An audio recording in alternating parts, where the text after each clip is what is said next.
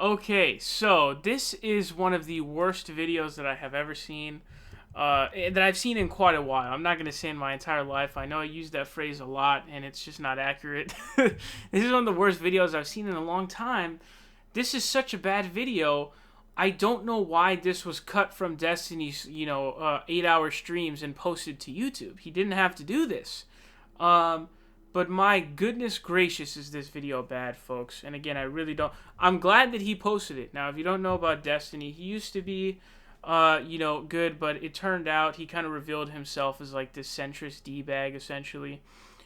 He's done things like praise John Delaney and, go after free college and Medicare for all, even though he says that that's an area where the market fails and he's supposedly for a single-payer system, but then goes after Medicare for all and Bernie Sanders, and man, he is bad. Like, he's really, really bad, and he seems to just kind of be out there just to troll left-wingers for some reason. So, he's really, like, bottom of the barrel, like, really, really trash, like, heavy garbage. And so he's kind of taken this weird, like, turn. I don't know what happened, but, yeah, he went off the rails. I don't know if he was always like this, but anyway, so this video is titled, Destiny Reacts to Pete Buttigieg's Biggest Problem Revealed. Now, if you look at this right here, right, the dislike bar is 941 to 1.2K. But the thing is, this like ratio, this dislike to dislike ratio should be far worse, okay?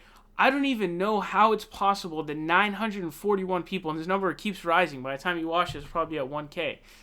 I don't know who's clicking like on this video, because this video is a complete misrepresentation and just a misunderstanding of sorts, of mass proportions, I should say, of what Michael Brooks is saying. And he seems to, like, create this own audio track of his in his head as he's responding to Michael. And it's pretty remarkable, but the context of this, okay, which actually kind of starts out with something that I think Destiny's actually kind of right on, which is there was this old clip from like 2011 or something of Pete Buttigieg saying that, in poor areas, they don't have role models. They don't visibly see the benefits of education and stuff like that. And so Michael thinks that that's really bad. He has a not so bad argument, but I think those two can both coexist. I don't think what Pete said was bad, nor do I think it's something that, like, is, it's just bad. Like, what he's saying is right, and that's part of the reason why, you redline and do those kinds of things to, minority communities, is so that you don't allow them to have any of those role models, you know what I'm saying? So it's obviously a combination, but that is certainly a problem, and that's sort of a result of the fundamental issue that Michael Brooks talks about. So I actually agree with Destiny here on that one. But after that, it really goes downhill. But I'm going to go ahead and play this now. People from any community that are experiencing poverty and lack of social mobility, right? Let's say that's who he's speaking to. I would be shocked if it wasn't. I mean, this discourse was normal racialized across the board. I just heard a clip of Sam Harris saying something like this the other, like asking a guy if, doing it well at school was acting white or something. So the point is that the reason that people are having trouble at school and having trouble moving up a ladder is because the entire economic and political deck is stacked against them on a material level, not because they don't have positive role. That's what it is. You fucking piece of shit. Oh, man, dude. And man, if you're a minority, I would watch out for these slimy, snaky motherfuckers. I'm glad. Well, hold on. Actually, I will not call Michael Brooks a slimy, snaky motherfucker, because at least he's honest about it. So if you're black, fuck off about your racial issues. It's not about race, dude. It's just about class. That's what he's saying. Does anybody remember being in high school and figuring this out? Or did anybody else go through that libertarian phase? I went through a libertarian phase when I was in high school. When I was like 16, 17, I was like, oh my God, dude, hold on. I'm actually so smart. Women and black people aren't discriminated against in society. It's just poor people, dude. Everything just comes down to money. I'm so smart. I figured it all out. I'm only 16, 17. I remember thinking this back in high school. And yeah, where are the Ron Paulers at? And they're back. So, okay. So hold on. So I would like to walk back what I said. I do not think that Michael is a slimy snake, okay? He at least is being very honest with what he believes. At school. So as you can see there, okay, and I wanted him to fully flesh out his thought process there. He somehow interpreted Michael Brooks' statement of saying that the entire economic and political system is rigged against minority communities and poor people in general. He somehow took that as like, oh, that means that you're a class reductionist. A class reductionist, someone who just believes that, everything comes down to class. Race has nothing to do with it. And this is a theme with Destiny, right? He doesn't know anything that he's talking about. Like, when he's talking about Democratic presidential candidates, that's not his arena. He doesn't know what he's talking about. Early in this video, he's like, wow, like, why do Bernie supporters hate Pete Buttigieg so much? If you don't understand why that is, and that it's, he doesn't support Medicare for all, he doesn't support free college education, etc., etc., you don't know what you're talking about, and therefore, I don't want to hear your opinion because you're misinformed. It's almost like Destiny is a character, right? He's a character, right? And we're supposed to hear his opinions because he's somebody who finds his opinion after, already being someone who has this sort of following and then ends up learning about stuff, and then I'm supposed to hear it. So it's like, no, you're misinformed from the jump, and so I don't want to hear your opinion. I want to hear an opinion from somebody who knows what they're talking about. And so he obviously doesn't know what he's talking about. So somehow he managed to interpret Michael Brooks saying the entire system is rigged, okay, as being, oh, you're just a class reductionist, bro. And this is the thing. When you don't know about Michael Brooks and what he does, and he's like had a whole debate with Kyle Kulinski about how much racism basically played a factor in the 2018 midterm elections, right? That's something that he spends a lot of time talking about, how it is a thing that exists.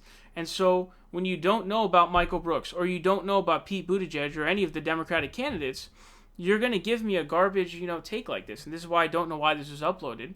That's not what Michael's saying. He's saying that the entire system is rigged against minority communities as well as poor people. So, redlining is the best, example of this. And, unfair housing laws, right? So not allowing black people to purchase homes, kicking them out of their homes, etc., right? The biggest generational wealth factor is homes. And so when you prevent black people from purchasing homes, well, what happens in the future, right? And I believe that that's, the biggest indicator is generational wealth in terms of success. And so the biggest thing that, people put their wealth into is their home. That's their biggest asset, always. So when you don't allow them to have an asset, what happens to future generations? And so you have the racial aspect of that, which is preventing them from having homes, but that's also financial in that, obviously it's homes, and then you're also talking about the long-term effect of that. And so obviously there's the economic system that's completely changed. And also you talk about, again, if you're in a poor neighborhood, obviously your property taxes are less, and so you're going to have less funded schools. You're going to have worse schools. So he's explaining that the entire system is messed up, is what he's trying to say. If anything, he's really trying to explain that, the reason why black people or, poor people in general don't succeed is because the entire system, including racial aspects, are against them. Not that somehow it's like not a racial thing and that it's just a class sort of aspect. It's pretty ridiculous. And I don't know where he got that from either. I think he was very quick to jump on this. It sounds like every white person has a libertarian phase. I never went through a libertarian phase, but that's not what libertarians believe either. The vast majority of libertarians, like on the DL or just totally brazenly, have their own racial beliefs. So I don't up a ladder is because the entire economic and political deck is stacked against them on a material level, not because they don't have positive role models. So he doesn't give a fuck about like equal representation or having positive role models because none of that is real to him. Probably because he's fucking white, right? Because all he sees is class. You're poor, you're rich, and that's it. There aren't like, well, I'm being actually super uncharitable here because he must acknowledge that there's some level of like racial animosity present in like the criminal justice system or something, right? He must believe that. He can't think that it's all... He spends the majority of his time talking about those specific things right there. So, again, when you don't know what you're talking about, this is what you're going to get. When you talk about, when you're responding to someone who you don't know anything about, or you talk about candidates that you don't know nothing about, this is what you're going to get. Oh man, he must acknowledge at least a little bit that the criminal justice system is rigged against African Americans, right? No shit, Sherlock. That's what he spends like half or more of his time talking about. So this is what you get, and this is why he's so useless and so stupid. Imagine being in a situation where you're saying something like that. Oh, he must at least acknowledge the problems with the criminal justice system, right? Yes. You're making stuff up. You're misinterpreting things. in what seems to be on purpose, or you're just, that stupid. I don't know which one it is. But it's getting tough to tell nowadays. All class. There's no way that Mike is that dense, right? There's no possible way. There's no possible way. And by the way, not because also you don't go to a very wide variety of circumstances and background, and you don't actually meet incredibly well-read, highly educated people, because there's a whole other subtext, barely subtext, that we're confusing testing and accreditation with intellectual acumen. They might have overlap in some cases, but they're absolutely not the same thing. And secondly, and thirdly, education does not solve poverty. Poverty is a resource and distributional problem. And this is a scam that conservatives and neoliberals have been running for decades, which is that we can deindustrialize, we can totally hack the safety net, we can have no public provisions for housing and healthcare that are real, substantive, and sustainable. We can One thing that I kind of wonder too, I don't know what the answer is to that. I just Googled real quick. What did I Google? Can education solve poverty? And the first thing that came up was role of education ending extreme poverty, taking a global leap. But I haven't read this. I don't know it's possible. This is a 2014 paper as well. That is maybe that's Destiny's method of researching. But anyways, there I think that Michael he's not trying to sort of underscore the role of education, but whether or not it can fully solve poverty, I think he's kind of talking about resources being necessary. But education, of course, is very important. Maybe increasing education doesn't actually combat poverty. I'm not sure.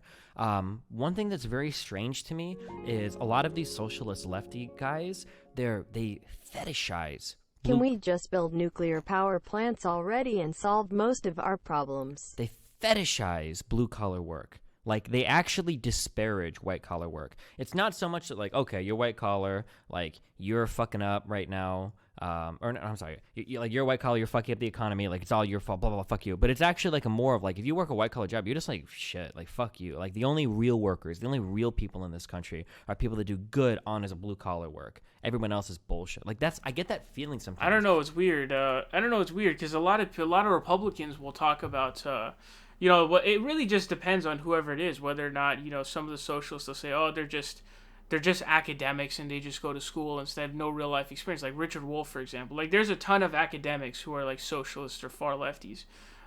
There's literally a ton of them.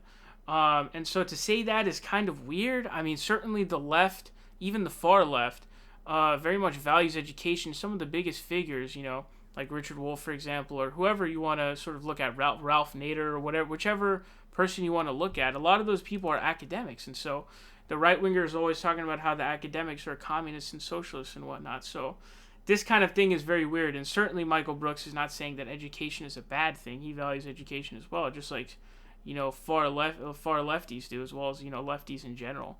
So I'm not really sure what he's trying to get at here. It's very odd. So I wonder if this attack on education is more just like a fuck white-collar workers, amen to blue-collar work. Like that's what I get that feel a lot. Yeah, you get the feel, but that's actually just being really dumb because there is no attack on education going on here.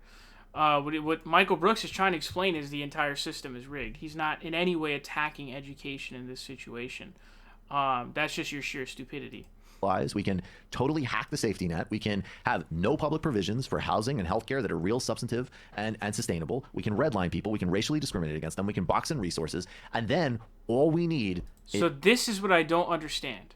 This is what I don't understand why this was uploaded, because 10 minutes into the video, okay, and this is like 4 minutes from the last time I saw where we saw him say, wow, Michael must at least admit that there is, that the criminal justice system is rigged against black people, right? He has to at least, right? And then in this, he literally talks about racial discrimination. This is why I say this is the dumbest video I've seen in a while, because he contradicts himself. He makes stuff up that Michael Brooks supposedly says, which he then responds to. It's a straw man, obviously. And it's just so weird because the misrepresentations make no sense. Like, I don't understand the origin of them. Like, this attack on education. Where's the attack on education? You just made that up. And then it gets even worse. Then of course we need to terrorize the teachers and the teachers unions. But we just need somebody to see somebody from their neighborhood get educated and do well. I'll tell you this. That's such a weirdly reductive answer. I feel like I'm listening to, ironically enough, Sargon of Akkad right now. Wow, that's quite a harsh accusation to lob, but yeah, that makes zero sense whatsoever. Oh, Stephen, so you think that seeing a black person doing well is going to be enough for other black people to do well? That's it, Stephen? How stupid is that? You're infantilizing black people. Well, no, it's part of like a broader part of like a broader movement to like get more people involved in society, right? Well, I mean, the context of Pete Buttigieg, I mean, that's kind of what it is, right? I mean, Pete Buttigieg is pretty against any serious educational reforms. You know, he's not a proponent of free college education, which would benefit, you know, obviously African Americans and poor people in general. And so what Michael Brooks is advocating for, ironically, in this situation, he's advocating for free education, whereas Destiny does not. So I don't know, like, who's the one who's attacking education? I mean, one wants to give access to more people, like actual access, and the other doesn't. So who's really doing an attack on education? For a fact that you can hear countless stories of people from different backgrounds saying, I actually do know X, Y, or Z person who did do, quote unquote, all of the right things you're supposed to do. They did get degrees. They did do this. And now they're basically just swimming in debt. Yep. Yeah, That's mainly the upshot. Number. That's not true, though. This is this weird lie that's been pushed on the American people that education sucks and it doesn't help you. There is a massive premium paid to a 4-year degree. What is this? What is anecdote? Yeah, man. Look at this. Look at this. There's this massive lie that's pushed by the left. Well, dude, where are you getting this stuff from? He's not attacking education. He's literally he's somebody who advocates for free college education. So what he's trying to do is he's trying to explain the manner in which the system is completely rigged. That's what he's trying to do. And he's trying to say, oh, just because you have this role model doesn't mean that you're necessarily going to, you know, be out of poverty or to succeed with education. What he's trying to say is free, you know, we need to make free college so that people can actually go to it and not have a bunch of student debt. The person who's not advocating for that is Destiny himself. So this really does not make any sense whatsoever, and it's quite baffling to see him saying this because, once again, it's just like these really weird straw men that he's creating. I don't understand. He literally just talked about massive student debt, which people are burdened the hell out of with student debt, okay? So that's a very serious issue. What does it balloon to? Like almost $2 trillion at this point? That's an insane amount. You can't default on those. So he's bringing up a really serious issue, and then you look at it with like as if he's going after education. That's not what he's doing. What Mike doing here? If you know somebody that got a college degree and you compare them to somebody that didn't get a college degree, the guy with the degree is probably doing a fuck ton better. Is there a lot of debt associated with college? Sure. Are there people that get degrees and don't get jobs? Sure. In general, does having a 4-year bachelor's confer like a $20,000 a year wage premium to you? Yes, it generally does. It is a massive upshot. There's a huge upside. So again, all of this is fairly useless. First of all, because you're not answering anything Michael is saying here. But again, like when it comes off very empty. You know that you're advocating for education, but you're not a proponent of free college education. It comes off extremely empty and quite ironic, to be honest. To getting a 4-year degree. Why would you I talk to a lot of people that know a lot of people, they got degrees, all they got is debt. Well, who the fuck are you fooling, Mike? Who the fuck do you think are the white-collar workers of this country? Do you think it's just people that stumble into their jobs because all of their fucking dads are rich? Yeah, everybody's a fucking Trump. Again, he's deluded himself so far that he's now completely gone down this entire chain where supposedly Michael Brooks is a demonizer of white-collar workers. Which is hilarious because he's never done that. He's never said that. So he goes so deep. It's like creating a straw man and then creating like a whole straw family. Essentially, it's like you created the straw man, and then you also created a whole straw family, like the mom, the dad, the brother, sister, whatever. It's like that basically. So no one's like demonizing white collar workers here. He's trying to explain that we need to change the economy to actually work towards the people of the United States, which is an entirely legitimate thing. And that's something that Pete Buttigieg doesn't want to do. So those things entail, having healthcare. So all those things around, right? All those sort of, I don't know what you would want to call it, these sort of assisting factors, if you will, like healthcare and things like that. Those kinds of things would drive more people to actually be able to go to, get their education as well if you have healthcare, and things like that, of course. So, making college education free, raising minimum wage, making healthcare free. All of these things will help people get education. And so what Michael Brooks is trying to say is there's a big solution to poverty as well as education is one of them. But that we need to change the fundamentals of the system, which entirely makes sense. And he's an advocate of free college education. Destiny's not. But ultimately, this video has been a waste of time. You watching this right now, it's probably a waste of your time. I'll tell you why.